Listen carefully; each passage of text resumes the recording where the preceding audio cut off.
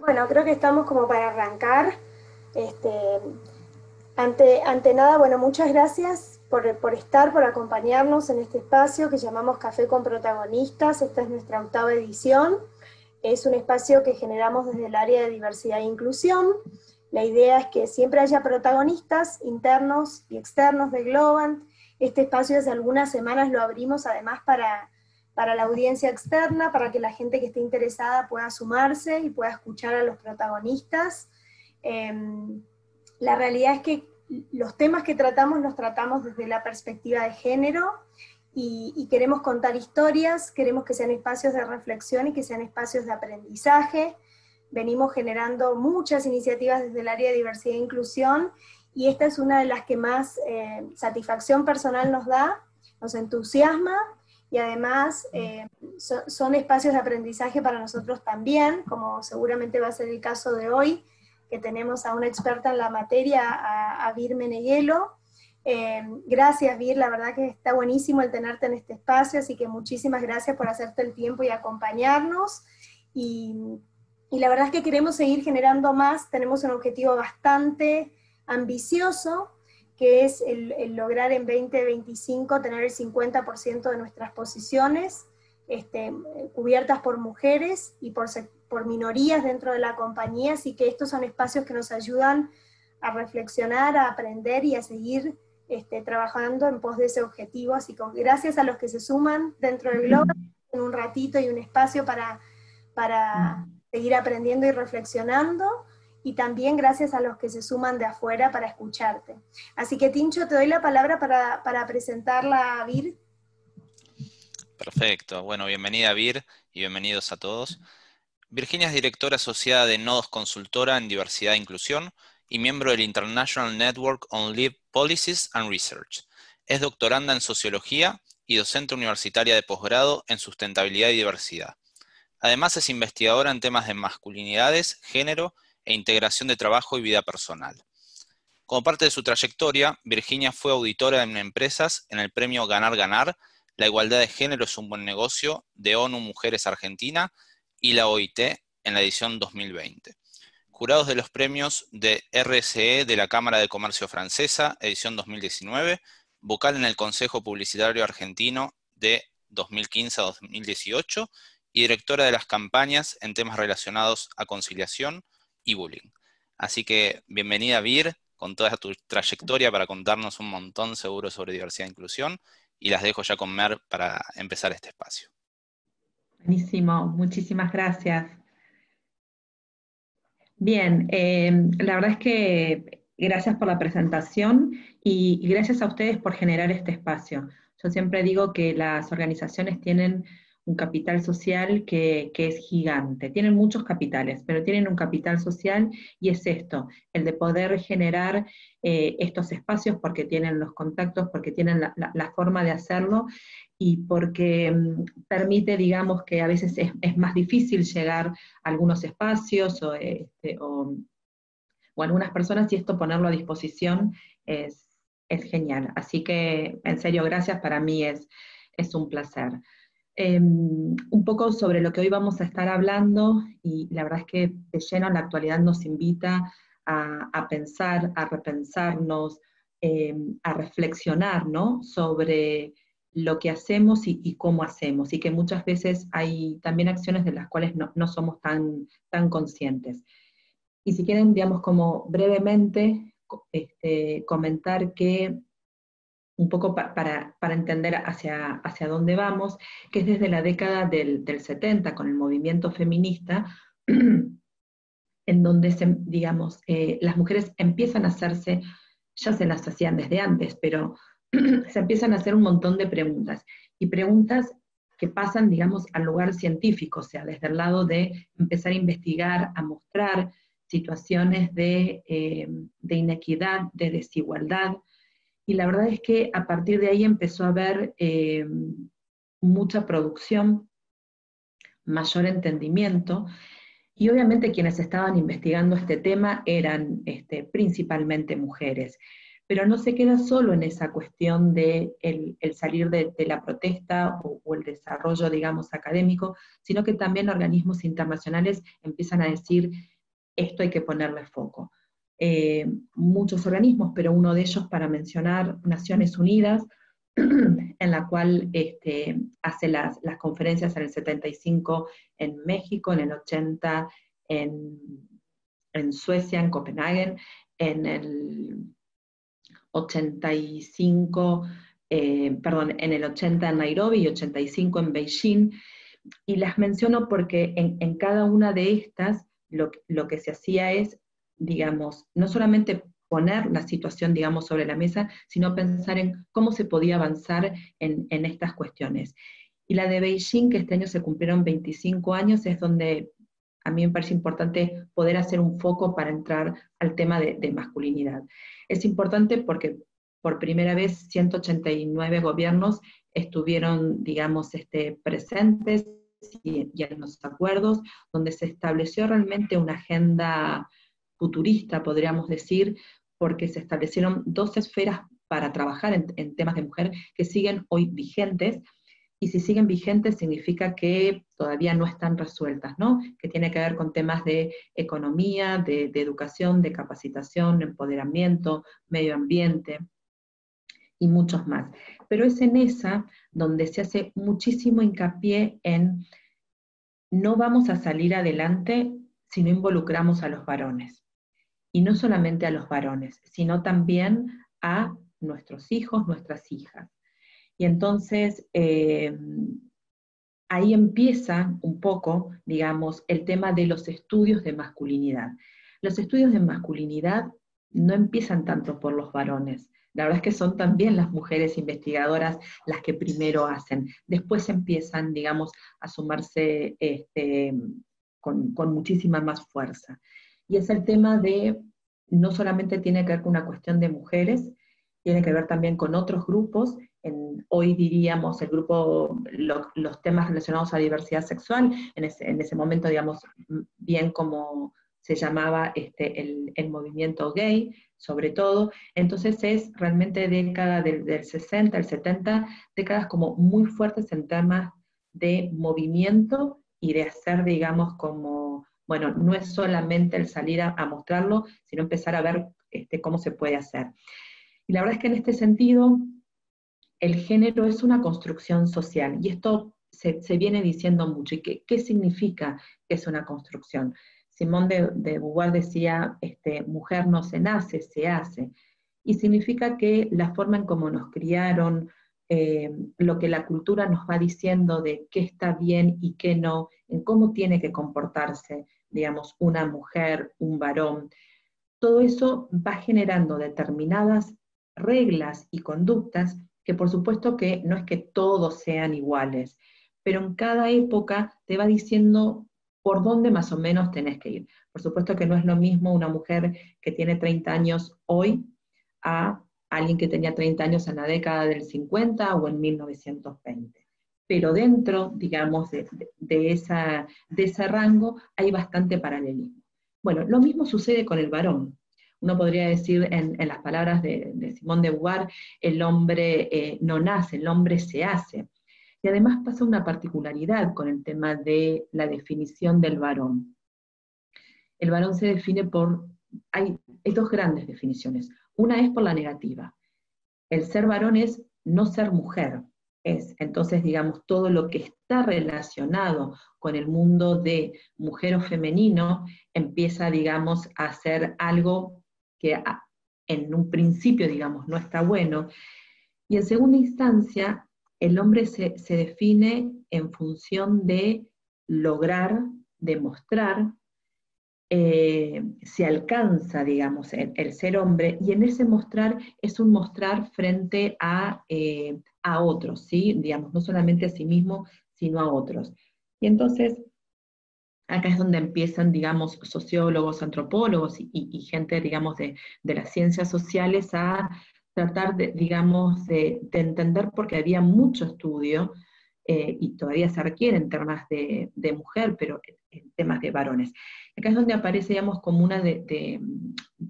como una categoría, se podría decir, de análisis que tiene que ver con la caja de la masculinidad. ¿Y qué significa la caja?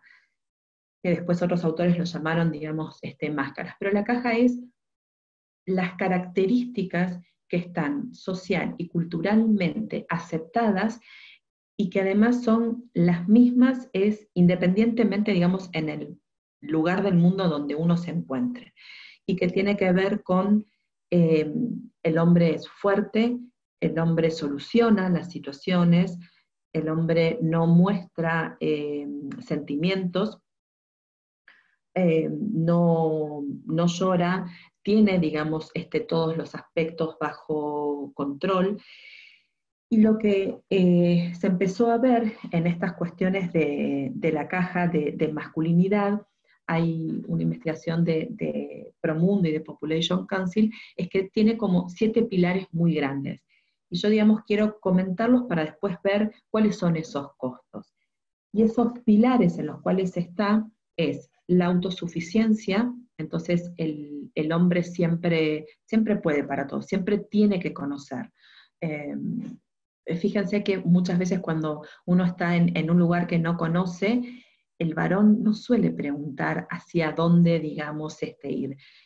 Y a esto voy. Hay muchos aspectos que son que están bastante vedados y que son bien inconscientes, pero que tiene que ver con formas en que yo vi cómo otros también se comportaban y qué me decían, qué estaba permitido y qué es lo que no estaba permitido, digamos, y sancionado. Entonces esta cuestión de la autosuficiencia tiene que ver, digamos, desde lo intelectual, lo emocional, y también con la cuestión de salud física. Y ahí después nos vamos a meter.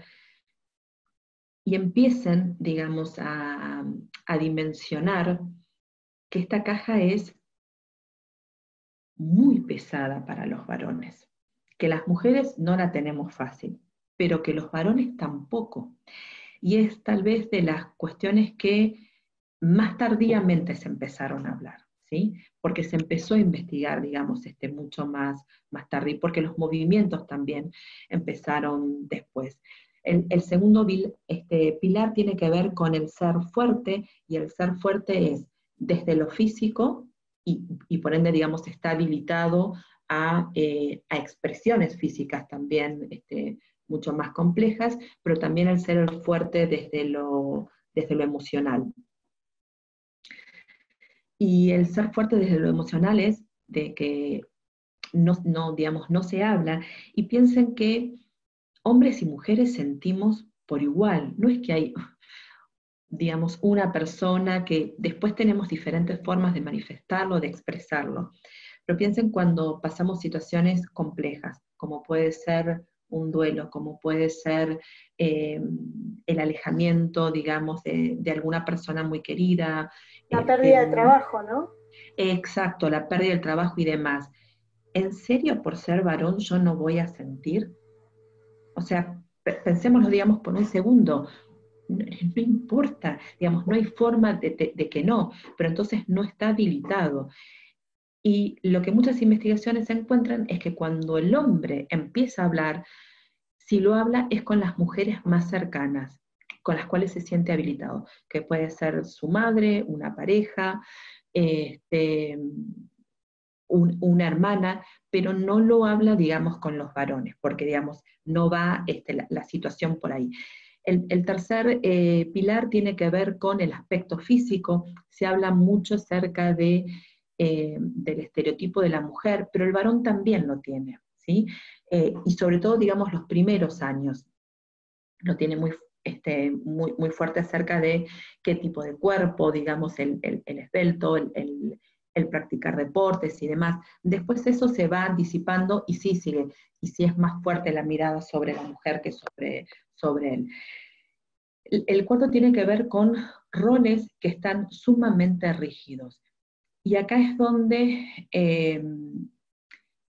lo que tiene la cultura es que se cristaliza y entonces uno lo da por sentado que las cosas son así, pero hay un clic que esto viene más de la parte de experiencia o de investigaciones que he hecho, que hay dos grupos de varones que son los principales que se empiezan a hacer preguntas en esto, o al menos yo lo vi en Argentina, que son los hombres cuando van a ser papá por primera vez, y los hombres separados o divorciados que quieren seguir paternando y teniendo, digamos, una posición, digamos, bien activa en cuanto al cuidado de hijos y de hijas. Pero es tan rígido ese rol que cuesta mucho mover estructuras. Y acá paso, digamos, como a ejemplificar, y seguramente cada uno de ustedes le vendrá algún ejemplo. Primero es que las nuevas generaciones muchas veces lo que dicen es, yo no quiero ser como mi papá que estaba ausente, donde le reconocen un montón de cosas buenas, pero dicen, yo también quiero estar, de ir al pediatra, de estar en un acto. Y lo que sucede es que esos hombres, cuando van al espacio laboral y piden, digamos, hoy puedo retirarme media hora antes o vengo, no sé, más tarde o lo que fuere, no es la misma respuesta si quien lo solicita es una mujer que si es un varón. Entonces en la mujer ya tenemos que por default, me guste o no, en algún momento tal vez me lo va a pedir, pero el varón, y entonces, digamos, parte de lo que me contaban es que el jefe le decía, pero no puede ir tu esposa, y dice, pero es que es mi ex esposa, y yo quiero ir, pero y tu mamá, tu hermano, o sea, empezaba a buscar a las mujeres de la familia, y no entendía que no era una cuestión de que no había un otro que no podía, es que él quería, digamos, estar presente. Entonces, lo que me decía es, yo la próxima no lo voy a pedir, porque sí, esta me lo dio, pero digamos, no está. Y ayer justamente escuchaba a un ex CEO de Chile que estaba muy interesante porque decía, yo ahora me doy cuenta y reconozco que cuando estábamos, digamos, en reuniones donde obviamente había más hombres directores y menos mujeres, cuando se extendían las reuniones y había una mujer que se tenía que retirar, yo no tenía problema.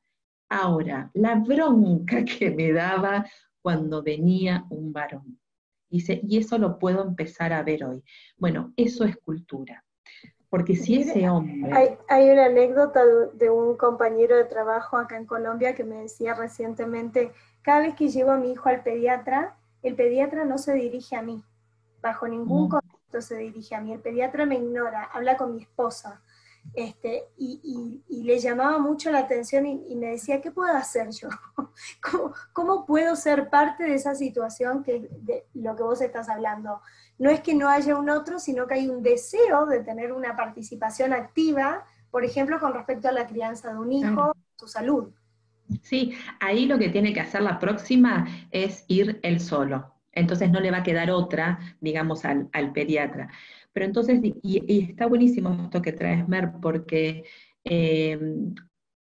uno si no parece que el mal está, digamos, como en una persona, en una institución, está en estas cuestiones. Y si le preguntás al pediatra, que es una persona formada y demás, seguramente no lo está viendo. Y por su casuística, lo que va a decir es que el hombre no entiende, ¿no? Y porque además acá hay mucho que, sobre todo en tema de crianza, con lo natural. No hay nada de natural. Nadie viene, digamos, con ese conocimiento. Son conocimientos y prácticas que se van adquiriendo. Pero claro que pasa esto. Y en una oportunidad, entrevistando a mujeres CEOs y directoras, una de ellas me comentaba que en un momento de desarrollo de su carrera, ella tenía, digamos, una posición que le exigía 2 semanas al mes estar fuera de su casa, ¿no? Y que no importaba, digamos, en qué país ella viviese, le tocaba, digamos, hacer esta recorrida. Tienen 3 hijos, y entonces en ese momento el marido, digamos, tenía su profesión, pero no era algo que lo estaba motivando tanto, y entonces un poco lo que ellos arreglan es que él trabaje part-time, pueda estar más presente. Él quería hacer esto, y esto pasó entre el 80 y el 90, esta situación. Y lo que me contaba es que para el afuera inventaron un speech.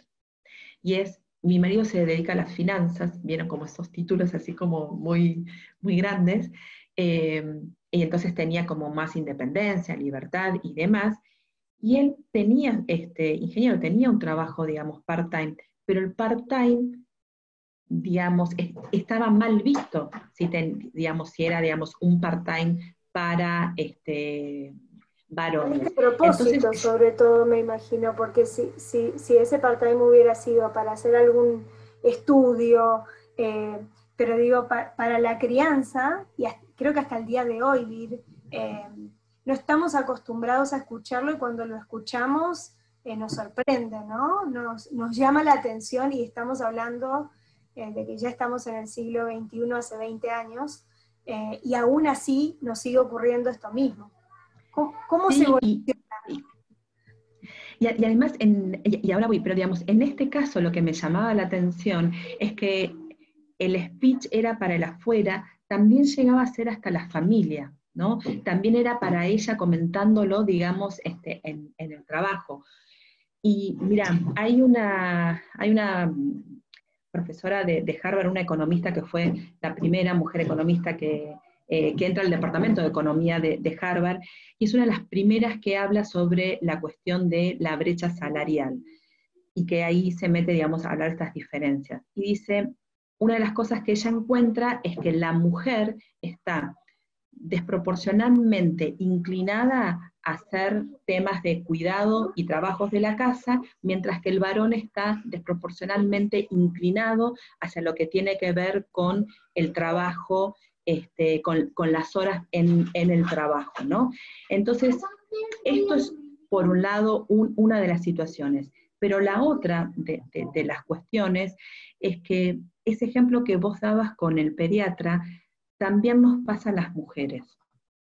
Entonces lo tenemos tan incorporado a las mujeres, que tiene que ver con esta cuestión del cuidado, que en muchos casos nosotras somos las que no habitamos o no vas a saber, o anteponemos, digamos, esas cuestiones. Sí, nos cuesta mucho generar, digamos, ese espacio, ¿no? Corrernos para que el otro tenga el espacio que tiene que tener y tomamos todo ese espacio. Entonces, si quien monopoliza la charla con el pediatra es la esposa, también de alguna manera el pediatra Sí. seguirá hablando con la esposa. Sí, totalmente de acuerdo. Y hay cuestiones, digamos, que además se empezaron a complejizar para un lado y para el otro. Digo, hay un antropólogo que dice que el varón tiene como tres funciones principales, que tiene que ver con la de ser progenitor, el ser padre, el ser proveedor, y es también el protector, el que da la seguridad. Entonces, fíjense la carga que tiene el varón. Tiene que ser el superhéroe. Entonces un superhéroe no puede mostrar emociones, el superhéroe no puede decir estoy cansado, no puede mostrar la vulnerabilidad que absolutamente todos tenemos en el espacio privado, pero tampoco en el espacio público o en el espacio laboral. Y no hay forma que esto no impacte en la salud, que es uno después de los problemas que nosotros vamos a estar viendo.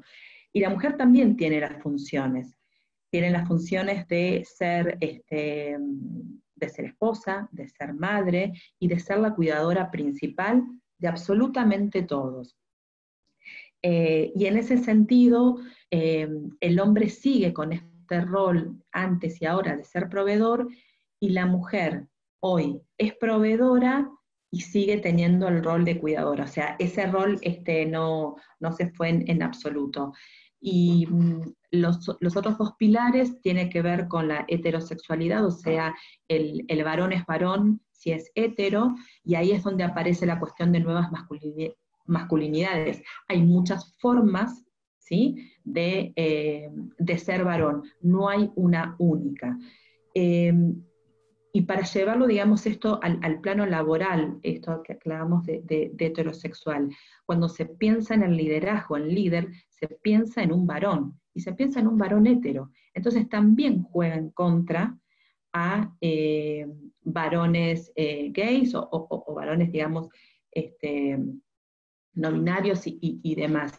Y hay un caso real de un varón que estaba participando en una terna para ser potencialmente promocionado a líder, y vieron que muchas veces estas situaciones de las postulaciones y demás se extienden un poco más de lo que estaba planificado, y entonces él se iba a casar con su pareja del mismo sexo.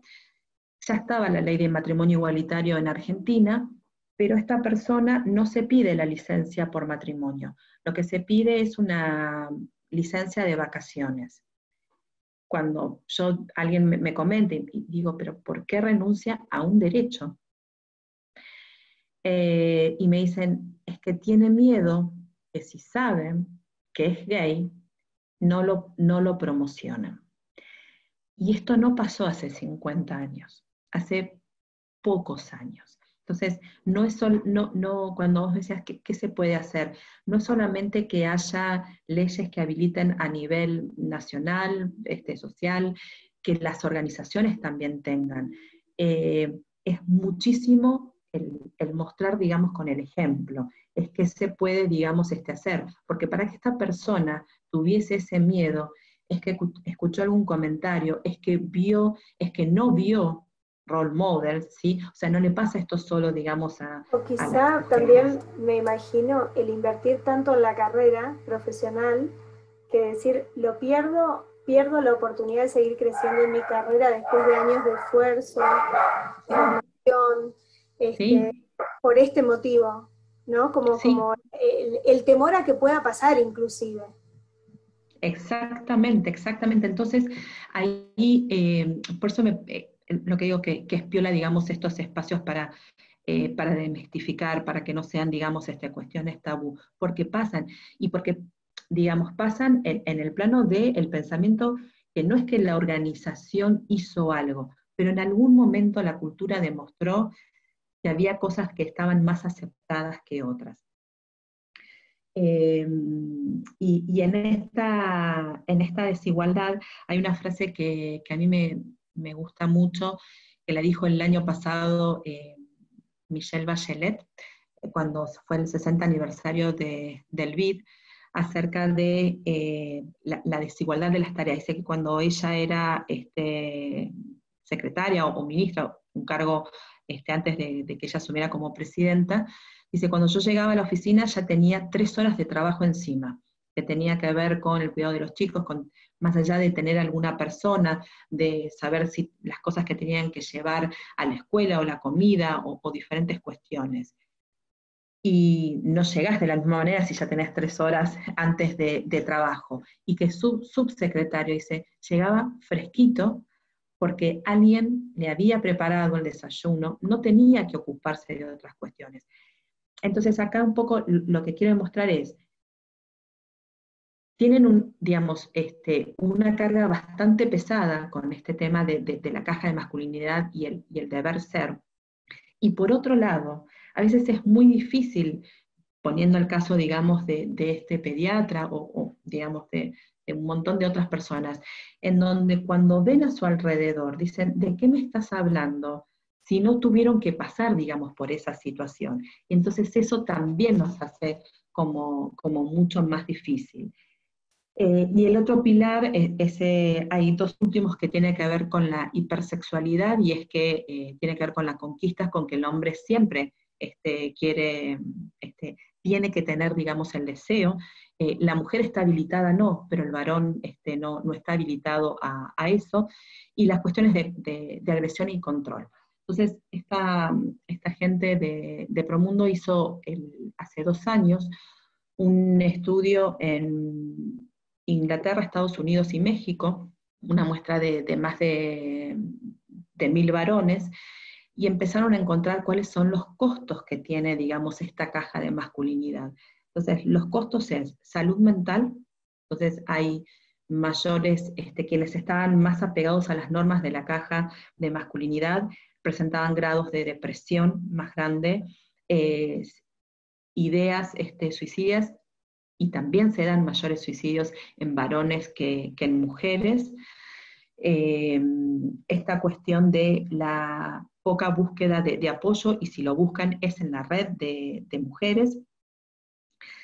Hay una cuestión ambivalente, que es que sienten, digamos, como una satisfacción con la vida por apegarse a la norma, pero también sienten, digamos, este gran peso, un comportamiento de riesgo, porque esta cuestión de que bancársela, entonces tiene que ver con consumo de alcohol, digamos, de drogas. No es que las mujeres no nos emborrachemos, pero el hombre tiene que tener, digamos, más aguante, y es parte de lo que tiene que demostrar ese ser fuerte. Tiene que ver el hombre con no cuidarse, el no ir, digamos, al médico, porque total, esto es algo que va a pasar rápido. Hubo muchos análisis ahora con la cuestión de COVID respecto de líderes, primeros ministros, primeras ministras, presidentes, digamos, de países, de cómo, digamos, lo iban encarando y qué iba pasando. Y obviamente que el impacto no solamente estaba en ellos, sino, digamos, en la población. Y nuevamente, para relacionarlo con el trabajo, hay un estudio acá en Argentina que se hizo en el sur, en los yacimientos petrolíferos de YPF.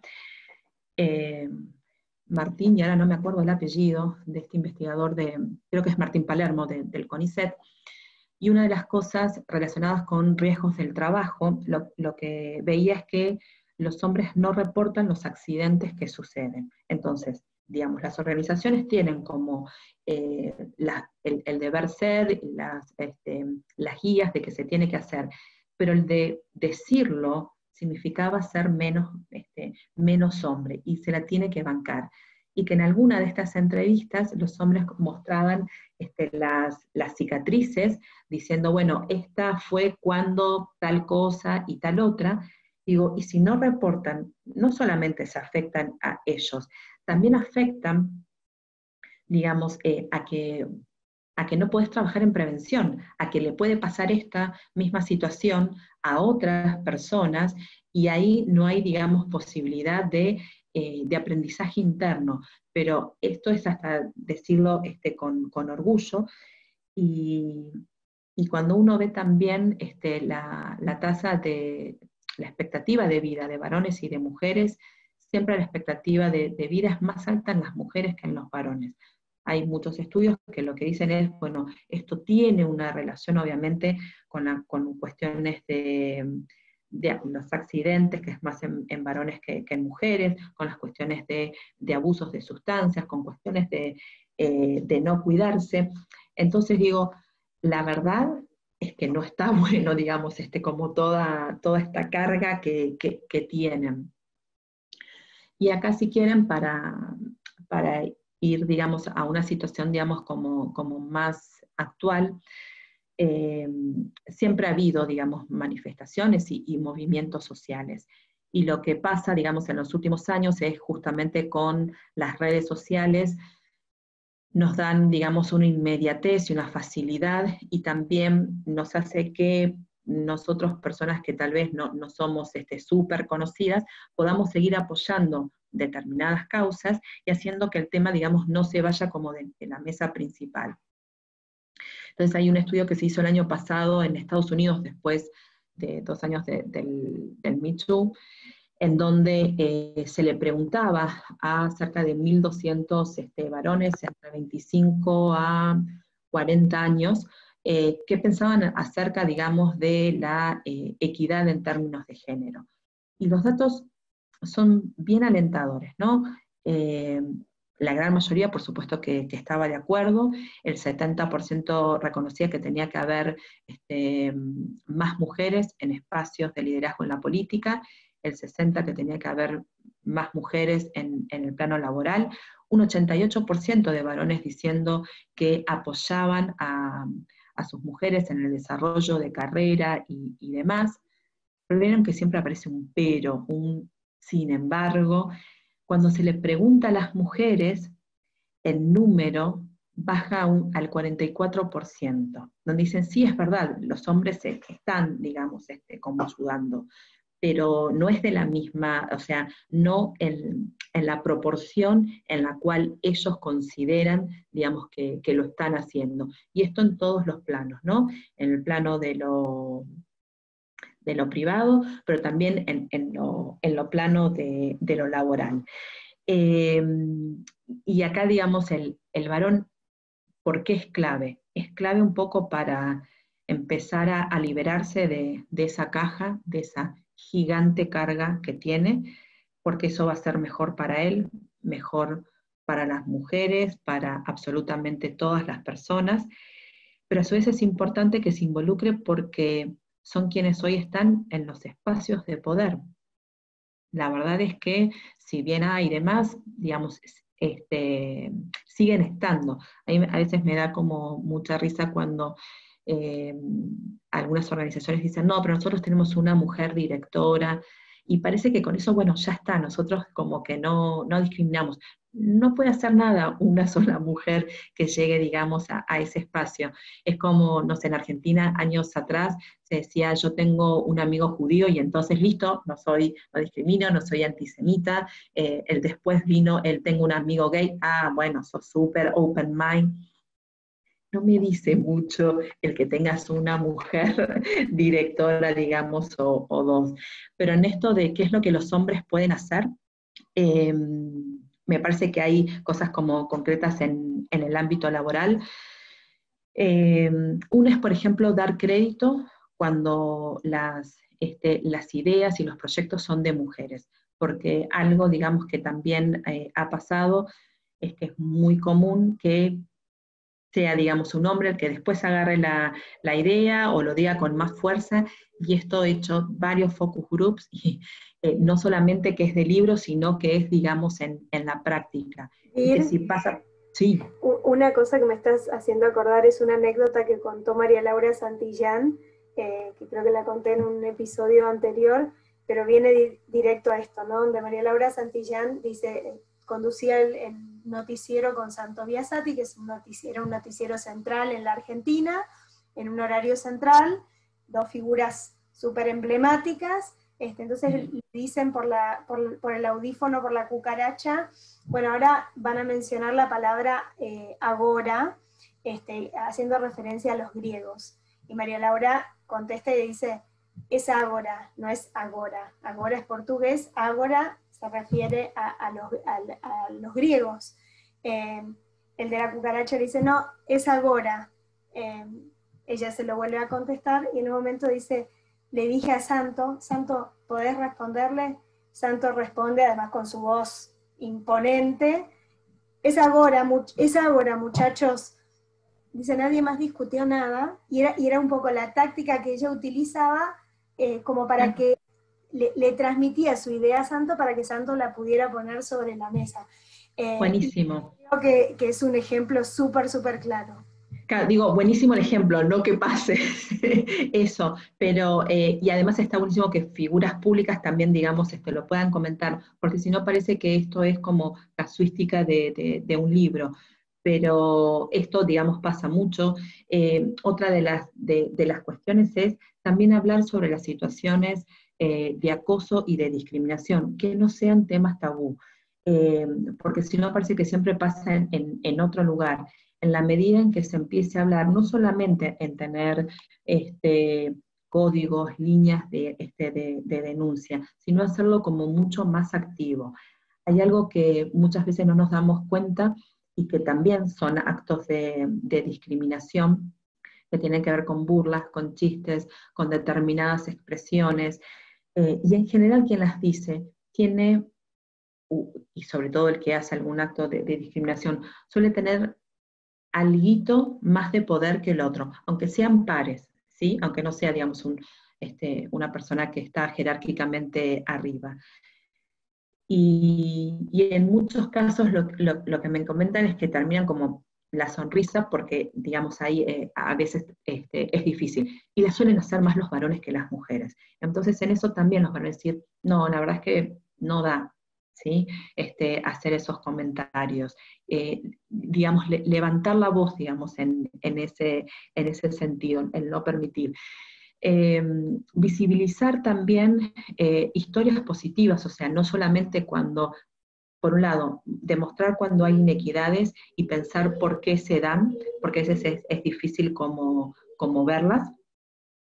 Y hay otra cuestión, hay una profe investigadora de Yale que a mí me gusta porque trabaja el tema del error, ¿no?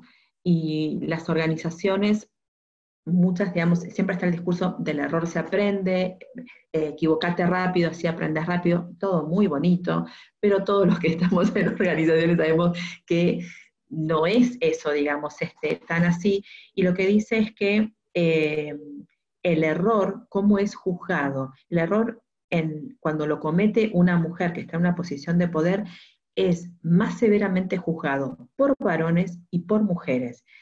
Y es más profundo ese juzgamiento cuando esa mujer está en una posición que tradicionalmente ha sido de un varón. Entonces, digamos, los varones no cometen errores en las organizaciones, en los países, claro que sí. Lo que pasa que está, digamos, habilitado, es decir, uy, sí, se mandó, digamos, esta macana, pero en esto reconozcamos, digamos, el peso que el hombre también lleva, pero también reconozcamos que en ese cómo aprendimos a ser mujeres y varones, las mujeres también somos muchas veces duras con otras mujeres, porque también lo tenemos incorporado. Entonces me parece que nada, digamos, estas cuestiones me estoy fijando a ver si de las que me había anotado, sí, informar a otros hombres cuando se está diciendo algo inapropiado, digo, es como levantar la voz tanto en lo positivo, del reconocer, como también en algo, digamos, que no está bien, que ya no va el me callo y miro para otro lado, que no le hace bien, digamos, a ninguna de las dos partes. Esto. Vir, ¿y qué podemos hacer desde la perspectiva de las organizaciones para seguir teniendo, algunas cosas las respondiste, ¿no? Identificar estos temas tabúes y hablar sobre estos temas. El tema de trabajar y poner el foco en la equidad real desde la igualdad de oportunidades, ¿no? ¿Qué más podemos hacer, quizá desde lo individual, desde lo personal y también desde la mirada de las organizaciones para llegar a ser organizaciones más diversas y para que no solo podamos generar cambios dentro de de las organizaciones, sino también en repensar, en identificar esos sesgos que todos tenemos, que tienen que ver con cómo nos criaron, con la cultura, con lo que aprendimos en el colegio, en nuestros entornos? ¿Cómo lo ves? Una sencilla es ser curiosos, preguntar por qué pasa esta cuestión, ¿no? Y el ser curiosos, ¿cómo lo llevas al plano organizacional? Y empezando a preguntar, empezando, por ejemplo, digamos, a hacer focus o entrevistas individual en pos de mejorar el clima y hablar de estos temas, porque cuestan visibilizarlos. Y otras de las cuestiones que también pasan es que a veces están tan normalizadas, que es decir, bueno, pero viste que eso es así, no, como que no te enojes. Yo, digamos, en la medida, estando dentro de la organización, cuando pude empezar a hacer, y también, digamos, con personas externas para que puedan sentirse más libres, porque en definitiva, cuando uno está en la gestión no te interesa si lo dijo Juan, Pedro o María, sino, digamos, si esto es un comportamiento que se repite, empezás a encontrar, digamos, pero no solamente como aspectos que no conocías negativos, también las personas te van dando las soluciones. Y entonces a veces pueden ser como los mejores consultores cuando empezás a escuchar a la gente. Y encontrar, digamos, como diferentes vías como para acercarse. Y, digamos, y en lo plano individual, también el ser curioso si dicen que está esta cuestión de brecha, si dicen esto, digamos, ¿por qué pasará? ¿Qué cuestiones hacemos acá? Pues yo siempre digo, las reglas negativas no están escritas en ningún lado. En ningún lado dice, bueno, no tomemos a ATAC, pero vos de repente, bueno, hoy nos cuesta más, pero vas a algunas organizaciones y son todos iguales, y decís, acá algo pasa. En hoy ya no se pone, pero en algún momento sí estaba esta cuestión de que sean de determinada universidad, porque la uniformidad a mí me da tranquilidad, y es lo que no me permite crecer, ¿no? Que es, digamos, como lo contrario a una cuestión de diversidad e inclusión. Y es empezar también a, cuando digo resaltar casos, es empezar a armar como la propia oratoria interna acerca de los éxitos de carrera y esto relacionado al negocio, porque esto no es ser buenos, esto tiene que ver con el negocio. Y es así, o sea, si uno se siente, digamos, mejor, va a estar dando lo mejor de sí. Hay un caso muy conocido en Argentina, bueno, lo ha comentado mucho quien era el VP de Unilever, que pasa con la crisis del 2001, en donde ellos tenían, nada, eran los mejores promedios de 2 o 3 universidades, tenían obviamente como todo un abanico de productos, y en momentos de crisis económicas lo que todos hacemos es que nos empezamos a achicar, a utilizar, digamos, un producto en lugar de 5 variedades para el cabello. Y ellos no tenían un shampoo que sea como un genérico. Entonces, y Procter & Gamble tampoco, es el momento en donde empieza, digamos, como esta carrera para ir a generar el producto. Y lo que cuenta es que cuando marketing le trae el diseño, digamos, de la botella y demás, la tapa era dorada. Entonces él dice, una tapa dorada no te da la idea de algo que es accesible, que es económico, ¿no? Es como todo lo contrario. Bueno, y otras cuestiones más. En esto sale antes Procter & Gamble con Plus Bell, y después sale Unilever con Suave, y les empieza a hacer un clic de decir, claro, nos costó más porque somos todos iguales, es decir, che, esta regla que nosotros teníamos de solo de estas universidades, ¿por qué no lo empezamos a ampliar? Él decía, no fue fácil, porque ya estaba hasta el sistema súper armonioso con estas 3 universidades y demás. Y si sabes lo que es visitar todas las universidades públicas de todo el país, muchas no tenían los sistemas de pasantías, entonces es tiempo y es trabajo, pero tiene que ver con el ser curioso y el preguntarse, y porque ahí lo empezaron a ver directamente con el negocio. Entonces, es ser curioso en relación con el negocio, mostrar cuando los datos no dan, pero también, digamos, los casos de éxito para la propia oratoria, porque a su vez esto también inspira a otras personas. Totalmente, bueno, está buenísimo, creo que el ángulo también que le diste a todo lo que fuiste describiendo, está buenísimo seguir aprendiendo sobre esto. Nosotros somos una compañía predominantemente masculina y obviamente trabajamos en pos de la diversidad y tenemos un objetivo para seguir creciendo, pero también entendemos esto que planteás, me parece que es importante, sobre todo cuando a veces conversamos sobre emociones con los hombres y les cuesta, o hablamos sobre la fortaleza de la vulnerabilidad, y definitivamente les estamos hablando quizá de cuestiones que están fuera de lo habitual y de lo que la cultura, de estos estereotipos, ¿no? De que tienen que ser de esta forma para ser exitosos, de la masculinidad. Me pareció muy interesante esto que decías sobre las masculinidades. No existe una sola forma de masculinidad. Y creo que como organizaciones tenemos que seguir creciendo, tenemos que pensar mucho para ponerlo en práctica en casa también. Creo que no es solo, esto nos atraviesa en todos los planos. Así que creo que está buenísimo lo que decís. Vamos a algunas de las preguntas que planteaban acá. Preguntan, por ejemplo, ¿cuál fue la dinámica que más te asombró encontrar? Quizás en alguna, en tu experiencia. ¿Dinámica en qué sentido? No especifica mucho, pero si querés, si no, vamos a otra y le pedimos que sea un poquito más específica en la pregunta. hablan de que hay que vencer muchos prejuicios. También sería bueno si hombres y mujeres tuviéramos el mismo tiempo de licencia por el nacimiento de un hijo. Sería incluso beneficioso para las mujeres. Primero porque estarían más acompañadas en ese momento tan especial, y segundo porque a nivel corporativo ya no estaría en el inconsciente esto de que si contrato a una mujer en algún momento me va a pedir licencia por maternidad. Tanto hombres como mujeres tomaríamos la misma cantidad de días de licencia, ¿no?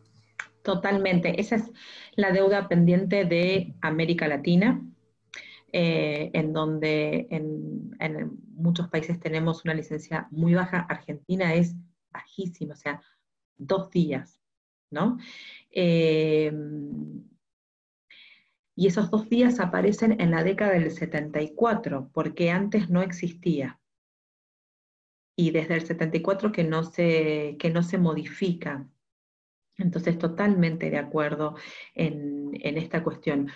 Históricamente, digamos, el tema de cuidado y demás, al estar tan asociado, digamos, a la mujer, digamos, pasan y siguen pasando estas cosas. Por eso ahí me parece que las organizaciones tienen, digamos, como una súper oportunidad de decir, ok, pero yo acá adentro puedo hacer las cosas, digamos, de otra manera. Y ahí es el mostrar ejemplos, porque si es una persona con determinado rango, por así decirlo, el que dice abiertamente, ¿saben qué? Hoy yo me conecto más tarde, o en esta reunión no puedo, y lo que dice no es que lo enmascara, sino que habla de algo que tiene que ver con el cuidado, empieza a habilitar a otros varones, ¿sí? Y eso no lo hace más ni menos exitoso. Entonces, ahí me parece que los varones tienen una súper oportunidad de brindar, digamos, un buen ejemplo, y que eso es algo que si se charla se puede empezar a hacer dentro de la organización, los que son los cambios a nivel, digamos, de políticas de Estado, y bueno, eso lleva, digamos, como mucho más tiempo. Sí, totalmente. Es como vos decís, hoy la legislación es esa. Había una pregunta también de si los tiempos de licencia para hombres y mujeres son los mismos. Aún no.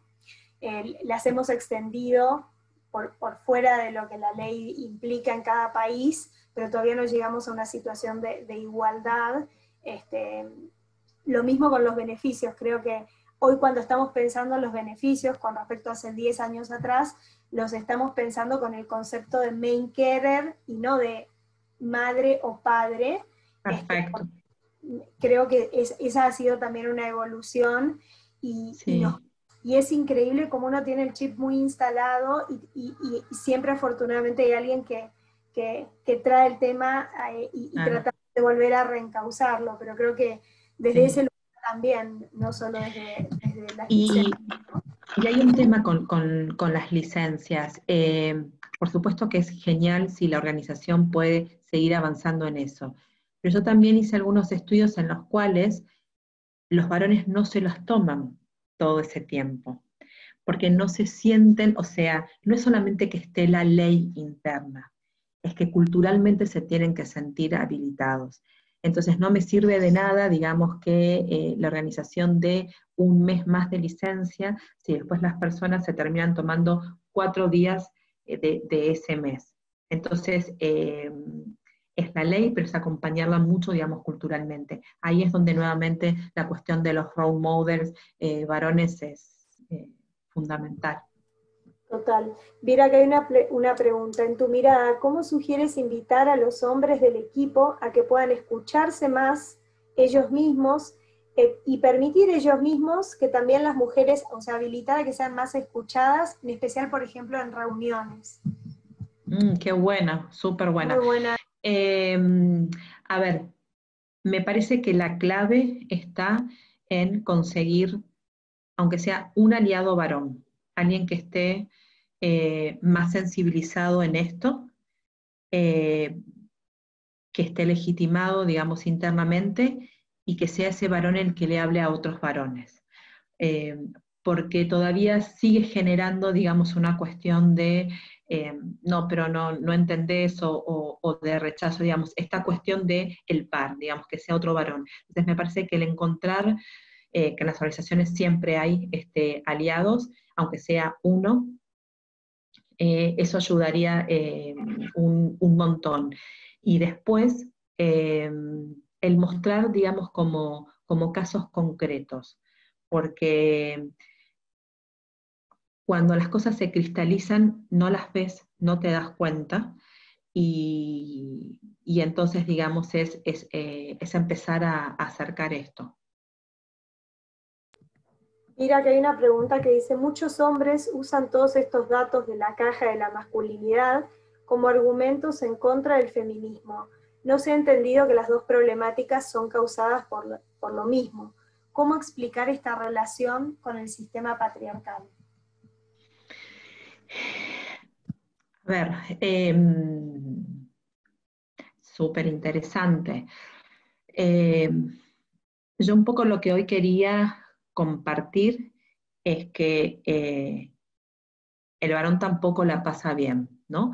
Porque si no nos quedamos con solamente, digamos, con una parte que es real, pero que hay, digamos, también otra parte que no la pueden ver, ¿sí? Y que les cuesta. Entonces, hoy te encontrás con muchísima resistencia por parte de los hombres en decir, como sentir que no encajan, bueno, pero ahora no puedo decir, no puedo esto. A mí me parece que los encuentros, a veces individuales, ayudan un montón a empezar a hablar de este tema, a escuchar, porque lo que nos pasa es que nos enojamos, y entonces como que venimos tanto con esto y estamos tan convencidas y convencidos que, entonces, no te puedo creer.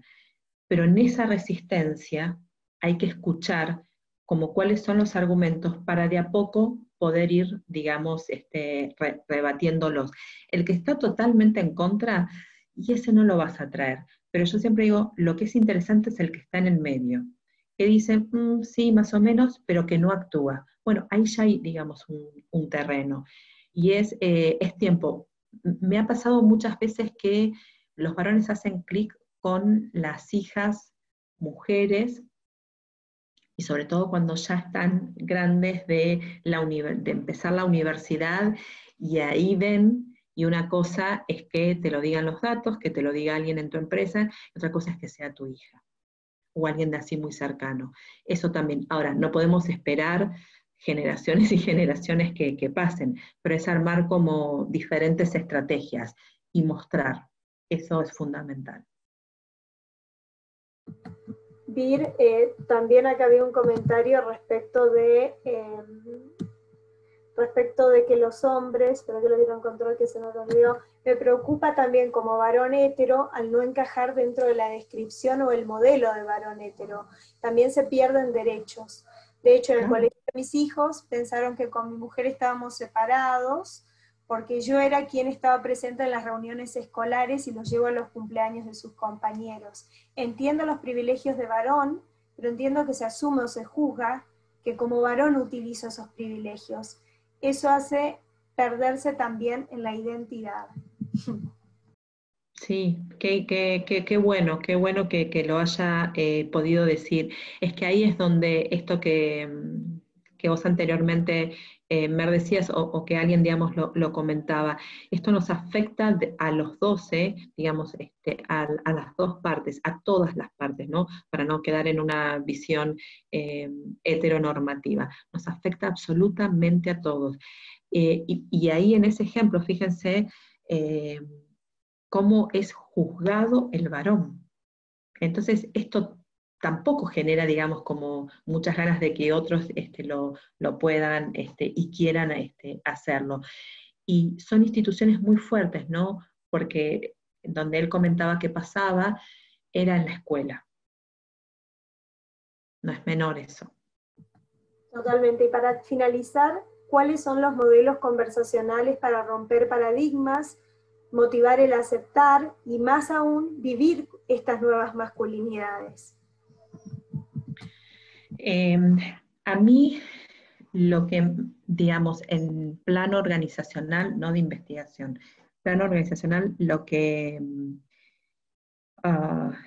mejor me fue resultando son las charlas individuales. Cuando son grupales, se genera como mayor resistencia, es el chiste, el irse, digamos, por la tangente, y además hay un tema de quedar expuesto frente a los otros varones. Entonces me parece que esa es una buena forma de empezar, o en grupos chicos, y es esto, es escuchar, ¿no? Es decir, ¿por dónde pasan? Porque muchas veces no llegan a ver, digamos, estas cuestiones. Y entender que hay un cambio de tiempo, que entiendo que esto no era así en la época de su madre, de su abuela o de su padre, pero que pierde mucho también el varón en esto, y que tenemos todos para ganar. Vir, para darle el derecho a la pregunta anterior que la reformuló, esta es la última entonces, ¿cuál fue el paradigma o la dinámica hombre-mujer que más te asombró encontrar? Y los casos de acoso. Claramente las situaciones de acoso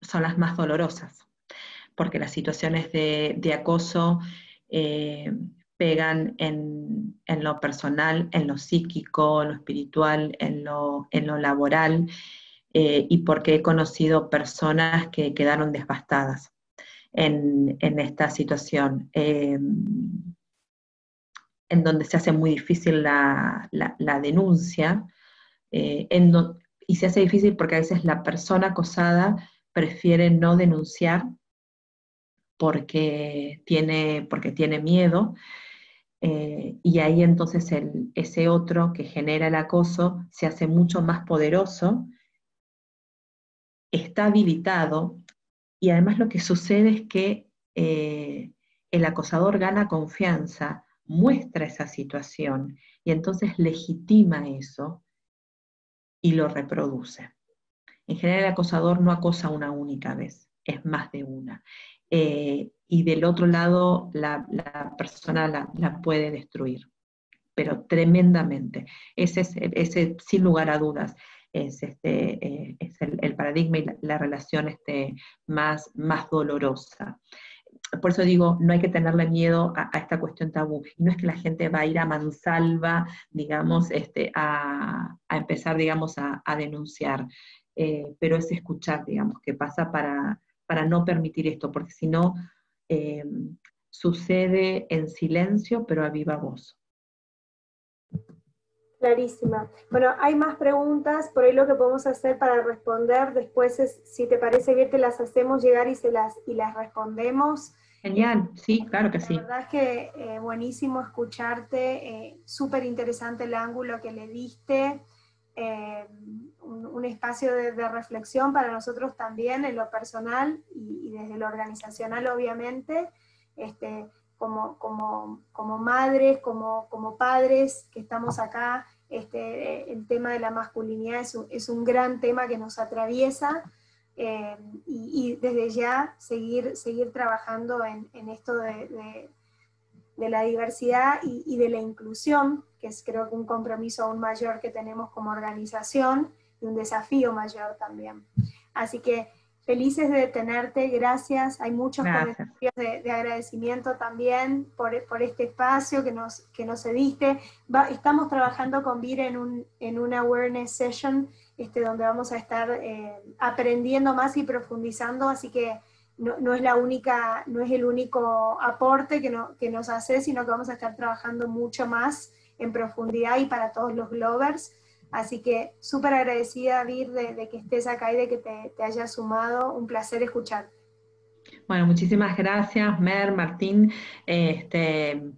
Nada, a mí me gusta mucho el poder compartir, así que siempre que pueda haber una oportunidad, cuenten conmigo, porque nos ayuda a todos como comunidad y como sociedad. Y también cuando voy pensando, digamos, la charla, yo también me voy, digamos, enriqueciendo y me quedé pensando en los ejemplos que traían, en las preguntas también desafiantes, así que para mí es un espacio nutritivo, así que gracias.